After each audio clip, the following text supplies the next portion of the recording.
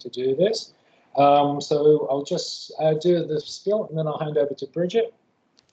So in recognition of Aboriginal and Torres Strait Islander people's spiritual connection to country and in continuing AC's commitment to reconciliation, it is customary to acknowledge country as we pass through.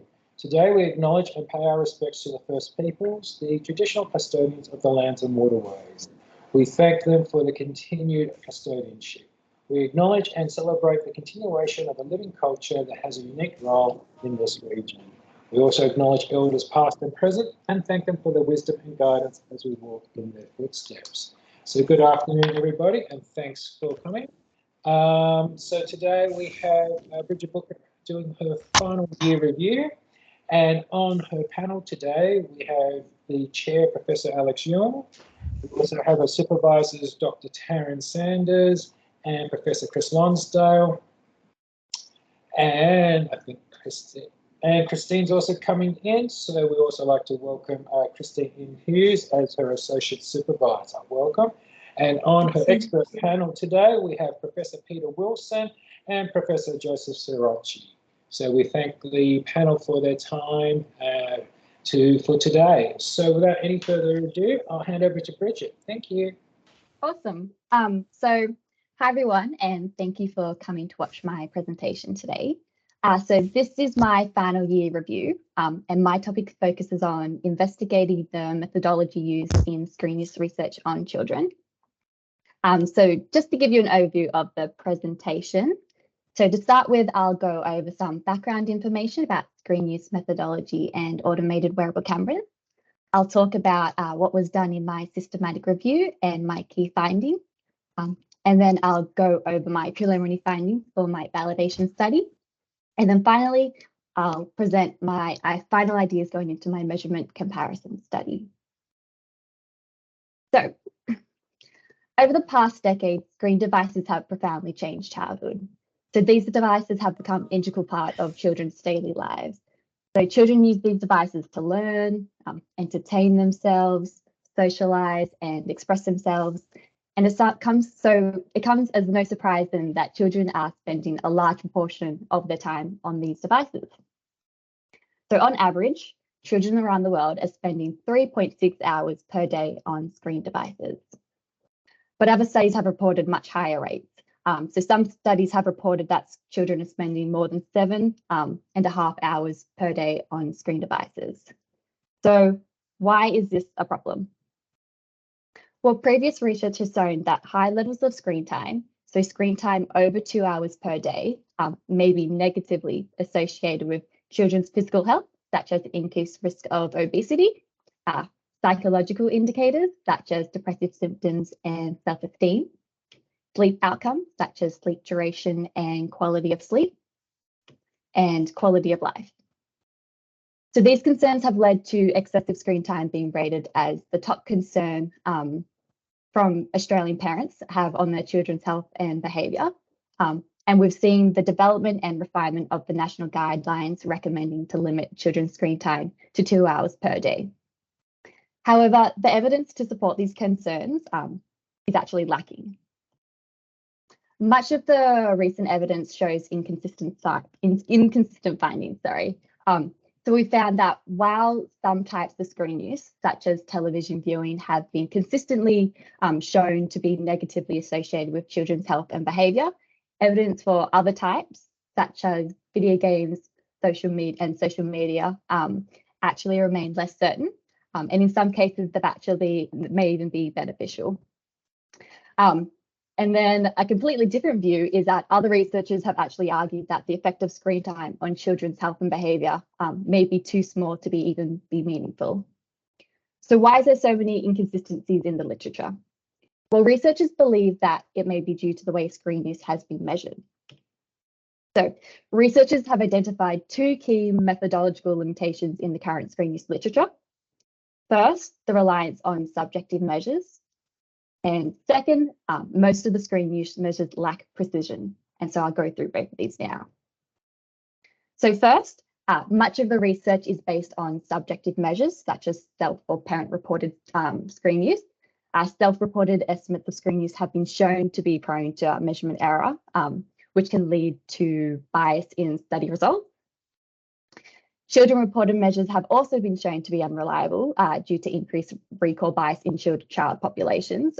So, for example, researchers have stated that in some cases, children have reported 13.5 hours per day when estimating their screen time, which is most likely impossible when we take into account that we only really have 13 waking hours per day to do activities. And these results aren't really surprising as screen use measurements are prone to bias. And when screen use plays a big role in our everyday lives, half the time we don't even realize, that we're using these screen devices. So it becomes hard to measure and it becomes hard to recount your experience with these devices. So, for example, if I was to ask you this question, how many hours in total did you spend on screens on a typical day last week? How accurately do you think you could answer it? And then this becomes even harder when we ask parents to answer that question about their children's screen use. So this then leads to the second limitation, which is most screen use measures lack precision.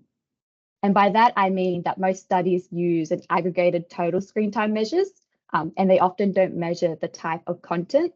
So for example, if it was an educational program or a cartoon, or the context of screen use. For example, if it was the child was viewing the screen alone, or if they're with their parents, or if they're with their friends.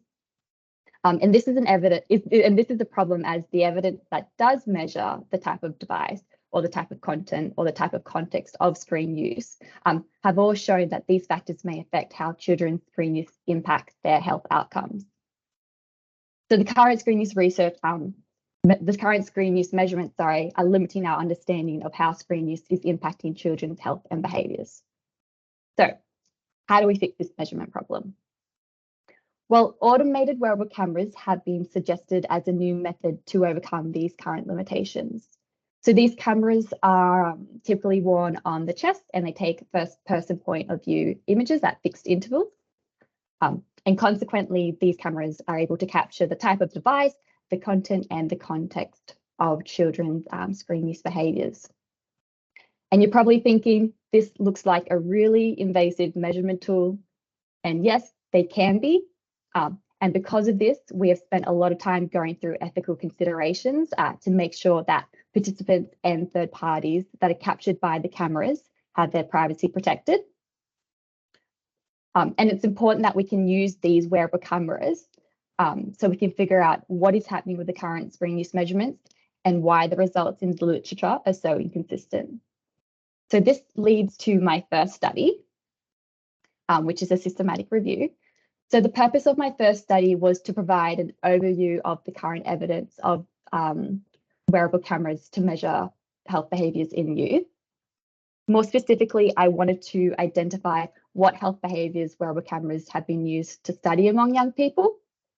I wanted to identify the common procedures used, and I wanted to look at the evidence on the validity and the reliability of wearable cameras to measure these health behaviours. But before we get into my systematic review, I wanted to just first clarify what I mean by reliability and validity. So reliability is the extent to which scores for participants are the same for repeated measurements under several conditions. So with higher reliability, researchers can be more certain that the instrument scores are reproducible over a variety of conditions. And validity is related, but is a distinct concept. So validity is the extent to which a measurement measures what it aims to measure. So with higher validity, researchers can be more certain that the instrument scores are closely linked to the construct being measured. So here's my Prisma diagram. So I started off with around 9,000 articles. I then assessed 192 articles for eligibility. And then I included 23 articles in the analysis. Now, there are a lot of types of camera studies in the literature. For example, there are studies looking at diet, where they require participants to actively take pictures of their food with their smartphones. For this study, I was only looking at studies where wearable cameras passively captured images. So the image capture did not require any involvement from the participant. Now, because wearable cameras are a new method and there are no reporting guidelines, which resulted in a lot of reporting differences of the annotation protocols, the devices, and the data collection methods. And so for this reason, I completed a narrative synthesis to analyze the data. So my key findings from the review were, so first, I identified that wearable cameras have been used to study a whole range of health behaviours. Some of the health behaviours included dietary behaviours, dental behaviours, travel behaviours, and even sun protective behaviours. So that actually looked at how children wear hats and long sleeves and how often they use shaded areas. So nearly all of the included studies measured other contextual factors alongside the health behaviours. So the most commonly was the location of the health behaviour and the social environment of the health behaviour. So that was basically who the child was with. Next, I was able to identify 2 procedures that may need a little bit more attention in the wearable camera methodology. So first, there was no evidence that suggested the most accurate image interval. So basically that means how often the camera kind of takes images or takes pictures. The camera image intervals range from 4 to 30 seconds, with majority of studies using 7-second intervals. And I'll highlight why this might be a little bit of a problem in my second study. Second, I found that the height of the participant and the height of the camera may impact on the camera's ability to capture certain behaviours. So an example of this would be when measuring a participant's diet. So studies reported that the camera attached at the collarbone level, so just right kind of where your shirt collar is, it had to be adjusted according to the participant's height because of where the dining room table would sit, and it would actually block the camera's view of the portion size plate that the child was consuming. So I found mixed results for the reliability measurements. It appears that wearable cameras may be able to consistently capture some behaviours better than others. So I found acceptable reliability results for travel behaviours, sun protective behaviours, dietary behaviours, including food purchasing and food consumption, and screen use behaviours, including the device and the activity type. So basically, what does this mean? It basically means that image coders were able to consistently identify these behaviours from the images captured by the wearable cameras. I found borderline results for non-screen sensory behaviours, such as reading and writing, and dietary behaviours, including food portion size estimates. So image coders were not able to identify these behaviours consistently. And the difference in the reliability results between these behaviours may be due to the increased difficulty in coding each of the specific behaviours. Only 2 studies investigated the validity of wearable camera measurements. So the first study, I found acceptable convergent validity for travel behaviours. And for the second study, I found acceptable convergent validity for the camera-assisted dietary recall. And then, so based on these findings, I conducted my second study. So given the importance of improving the quality of research on children's screen use, it's important to consider the validity of wearable camera methods. And so the purpose of this study was to evaluate the validity of wearable camera measurements for assessing children's screen use. More specifically, I wanted to assess the convergent validity of wearable camera measurements for assessing screen use in a home setting compared to direct observation. So basically, can the camera catch what a researcher could capture if they were observing the participant? I also wanted to have a look at the impact of image sampling frequency on the screen use measurements as well. So to do this, I am recruiting 30 participants aged 8 to 11 years old. So these participants are currently being recruited through social media and word of mouth. Once these participants are recruited, they then complete 2 observation sessions. So in the first visit, I collect information on the height and weight of participants. And then I have the parents fill out a family questionnaire that measures their socioeconomic status and their access to screen devices. They then participate in a 2-hour direct observation session that was structured around the participants' usual screen use interactions. So the purpose of structuring the observation session was to encourage the participants to interact with the screen devices as if it was a typical day for them. And so to do this, at the beginning of each direct observation session, I asked participants questions like what kind of devices they typically use, what type of content they usually access, and what location in the house do they usually use the device. So the participants were then asked to, the participants were also asked to complete, other behaviours such as reading a book or writing throughout the observation period to make sure I could differentiate between the screen and the non-screen behaviours. And then immediately following the observation, the participants completed a 5-minute interview where they were asked what type of content they viewed and the name of the content. And the reason I did that was basically during direct observation, the screens might be blocked by the participant, so the observer can't view the screens. So having this 5-minute interview just kind of assured that we're collecting accurate data on the content that they were viewing. So as I mentioned earlier, I'm still currently collecting data for this study. So I'll be presenting my preliminary results. These results are based off the observation data and the screening the wearable camera data.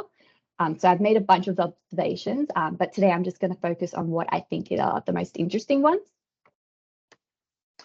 So first off, I believe coders will be able to identify the type of device and the duration of screen use in the wearable camera images. An example of this can be seen in this image here, where you can clearly see the participant is interacting with a computer. Then this leads on to my second observation. So my second observation is on the coding the type of content. So if the content is recreational, educational, or social. So coding the type appears to be a lot more challenging than just identifying the type of device, as it requires a lot more subjective input from the coder. So for example, when coding for content, coders have to be able to identify the different interfaces of applications. So if a coder is not familiar with the content that the participant is viewing, they may be more likely to miscode the content of that image. And so basically this really suggests that using coders who have prior knowledge of popular applications that children use may be a lot more beneficial when coding images. My third observation was based on the image sampling frequency. So I believe that coders will be able to code images more accurately using shorter image intervals compared to longer image intervals. So shorter image intervals are around 2 seconds, while the longer image intervals are around 30 seconds. And in between that, we have 15 and 20 seconds that are usually used. So having shorter image intervals increases the camera's ability to capture the shorter bouts of screen use. So an example of this can be seen on the slide here. So the images on the slide here were collected at 2 second intervals. And you can see that the bout using the mobile phone here lasted about 12 seconds. So having the shorter image intervals allows the camera to capture this quick screen use bout. So this bout may not have been captured by a longer image interval, depending on when the camera captured the photo. The shorter image intervals also allows the camera to capture the whole screen use bout. So we are able to capture those shorter bouts of screen use, which is an important factor of what we want to be able to capture when using these camera devices to assess screen use. So then based on the literature and my preliminary results, I expect wearable cameras will provide an accurate measurement of screen use. And then so for my final study, I wanted to compare the wearable camera measurements of screen use with self-reported measures of screen use. So more specifically, I wanted to investigate if estimates of screen use from device-based measures, so the wearable cameras, are similar to the self-reported measures. So for this study, I'll be using baseline data from the Kid Vision project. The Kid Vision project is a larger study led by Professor Lonsdale, so Chris, and is funded by the Australian Research Council. In this larger study, the team will be using wearable cameras to measure children's screen use among 400 children aged 7 to 10 years old.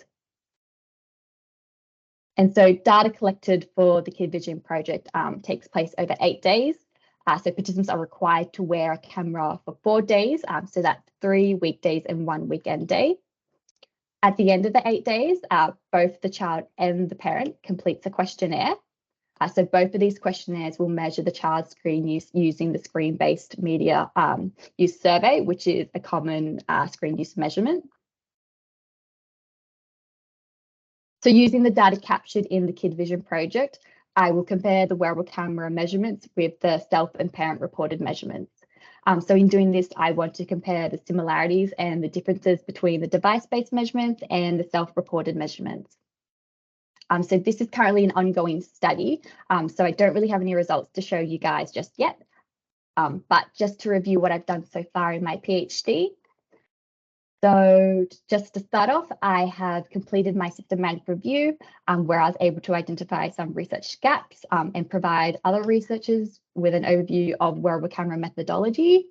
I've submitted this review to a number of journals and I plan to submit this due to another journal at the end of this month. And then, so based on those gaps, I've completed a validation study where I've evaluated the use of automated wearable cameras to measure screen use in children.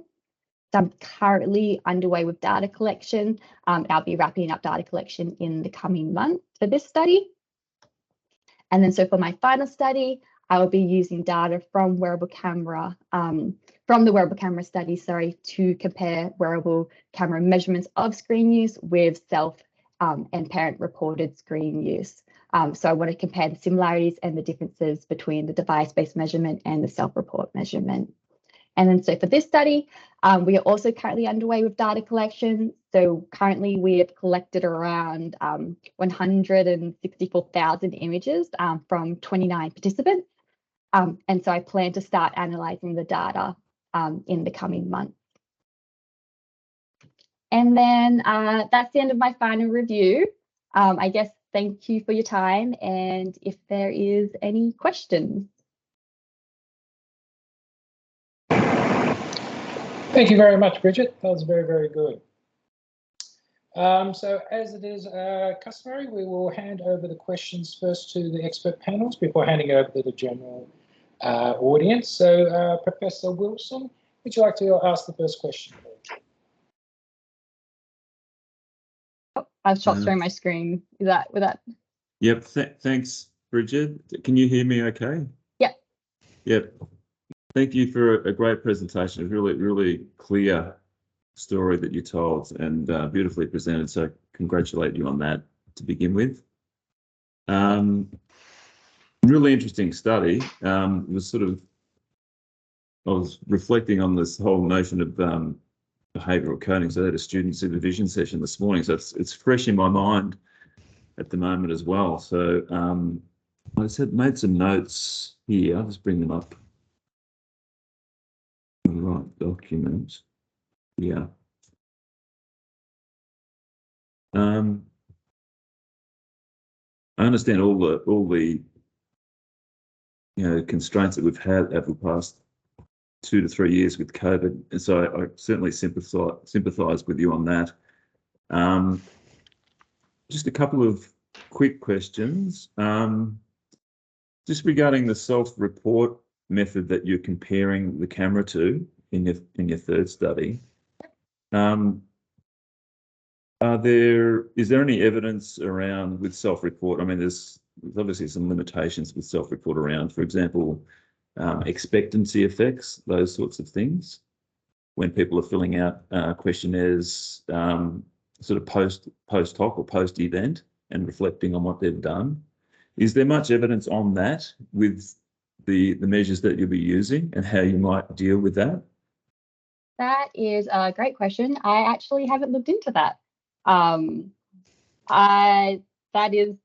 So it was expectancy effect.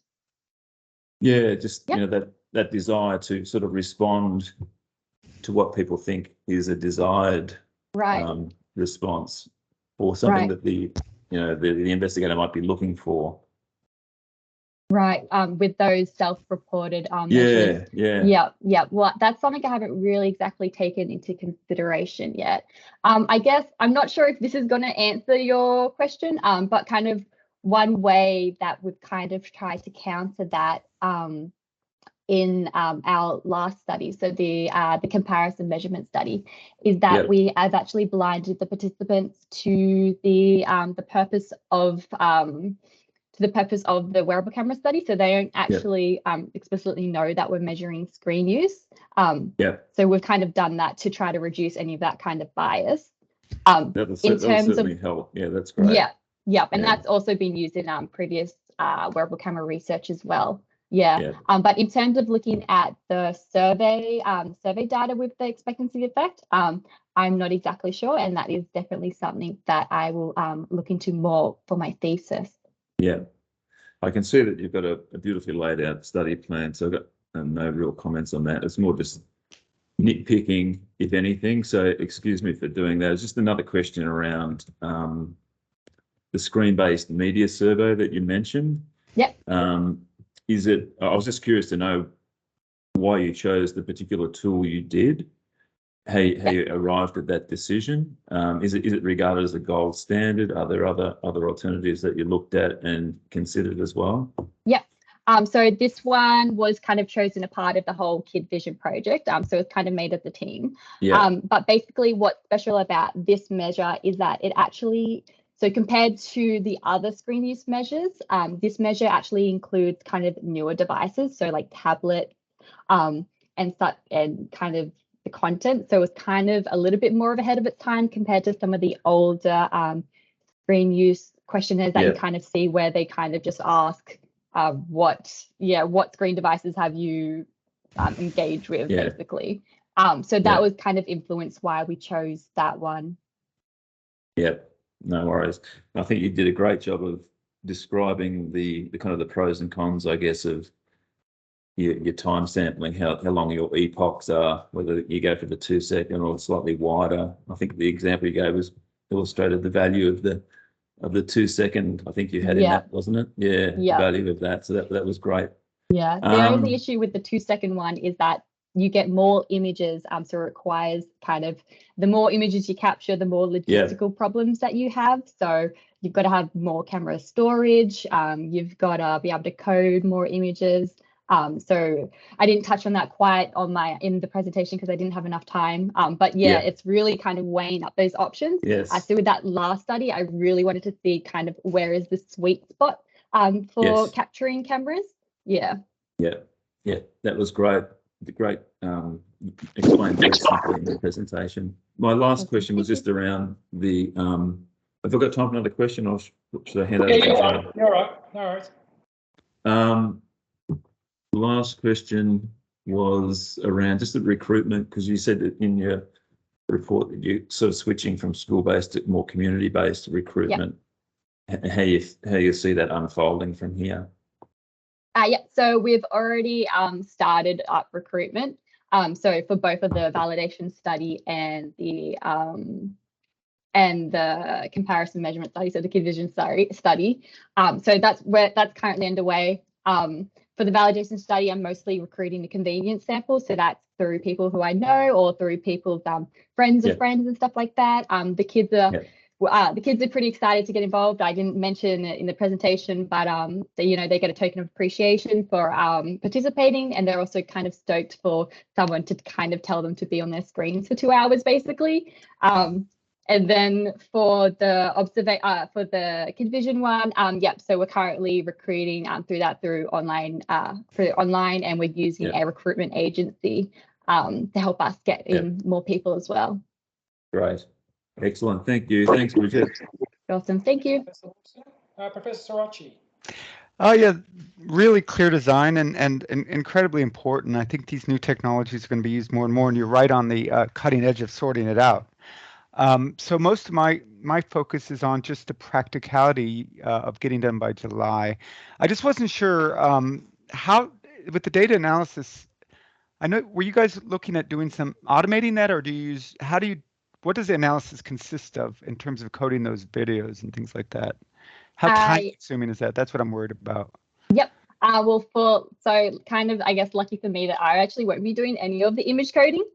So the larger Kid Vision coding, so my last study will be coded with the Kid Vision kind of study. So other people will be coding that those images for me. They'll be using my coding framework, but I won't be coding those images.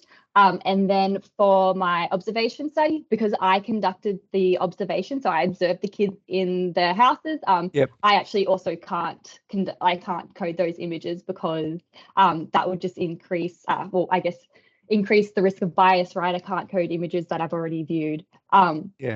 So I also won't be, so other people were doing that for me, which is great, because it is time consuming.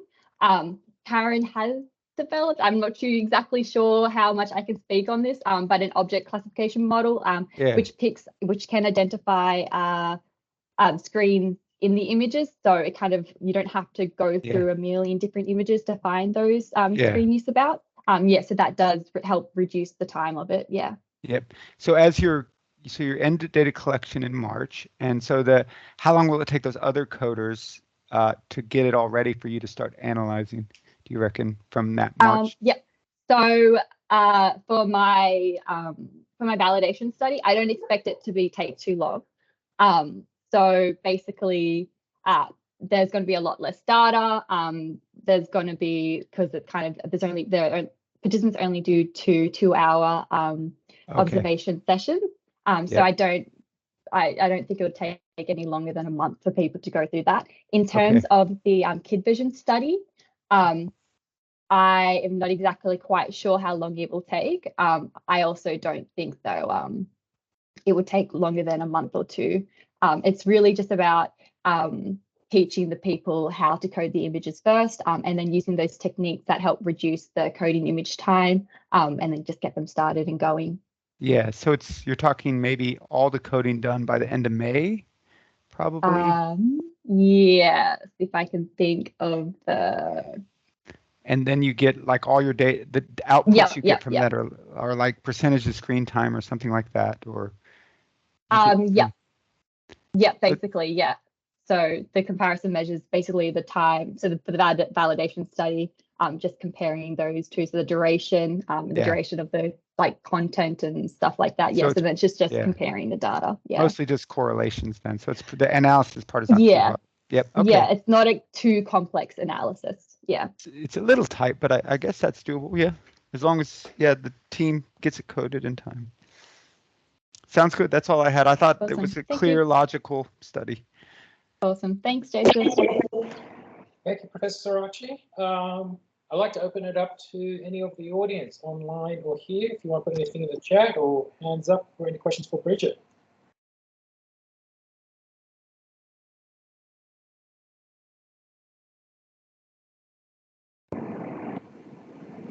No. I think you've answered all the questions, Bridget. So well done. Awesome. Can I ask you a question? All right, I've got one here from Alex, and I'll hand it over to Christine. I guess, your study started because of one reason. You believe that cameras may be more accurate in capturing the activities that the children are doing than subjective observations. And so you are looking at, you compare camera images and the subjective measures, including coders' results and personal self-reports in subject 3. Right? So what did you do to make sure that the coding is okay? I mean, you described that in your document, but I'd like to hear more about that. How do you make sure that different coders are coding the way you wanted them to code? So basically, Well, to start off, I take them through basically a coding training session where the coders learn how to code the images and to use the software. I've developed a code book that they can refer back to that kind of just explicitly got exactly what all the codes are, what to do in certain situations where something in image might happen, where it's hard to determine, I guess, what might be happening in the image.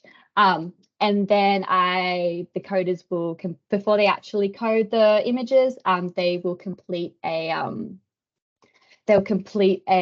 guess, a quality check.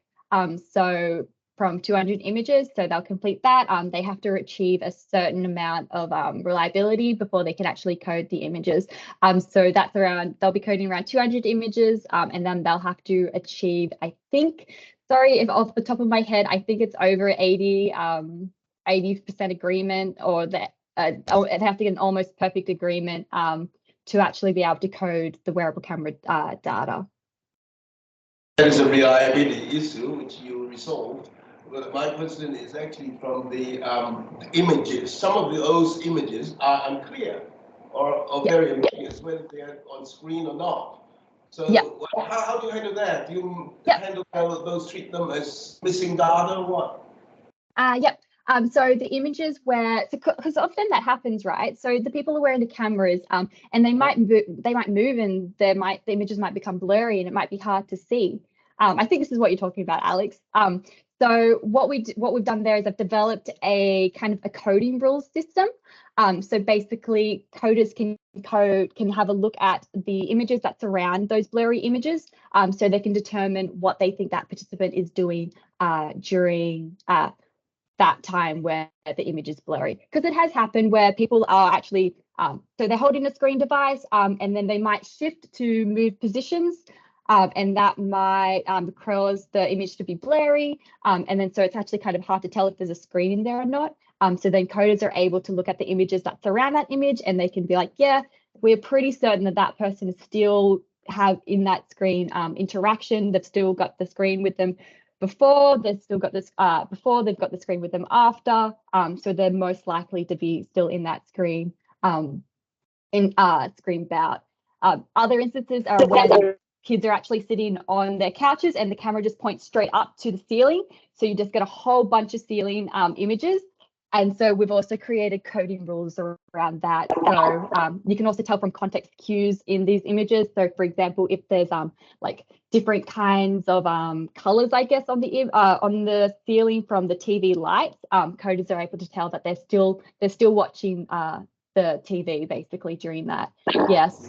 So we've got those coding rules in place to try to help kind of counteract when those kind of situations occur. Okay. Thank you. All right, so we're just wrapping this up. But last word is Christine. You've got the floor. Thank you very much, and thank you, Bridget. Hi, for a great presentation. You mentioned that as part of your interview process, you did objective measures of height and weight and administered a family questionnaire. Is that correct? So I was just wondering if your data analysis plan included any sort of maybe secondary data analysis of screen time used by those variables or characteristics. Right. Yeah. Well, basically the height and weight measurements. So my answer to that first is no. So basically the height and weight measurements I collected those to make sure, to kind of determine the average height and weight of the participants, because from the systematic, we found that the height of participants does impact how the camera is placed and how the camera might collect data. And then the family questionnaire, was really around kind of getting their socioeconomic status. And so that kind of determines what screens they have access to for that. Yeah, so we can determine that in that validation study. But no, I hadn't considered to do any other secondary data analysis. But yeah, I'm open to. And I understand that's probably out of scope for your PhD. It's just an interesting data set that you have, and I wasn't sure what variables were in that family survey. Thank you. Thanks. Oh, well, thank you very much, everybody, and thanks very much again to Bridget for a wonderful presentation. Thanks, everybody, for their time this afternoon. I'd like to ask the panel to stay on for their post-deliberations, and for everybody else, thank you very much for your time, and have a good afternoon. Thank you. Thanks. And just confirming, Ricky, I'm hanging up as well and being called back in? Yep. Correct. Thanks, Awesome. Bridget. Thanks. Bye.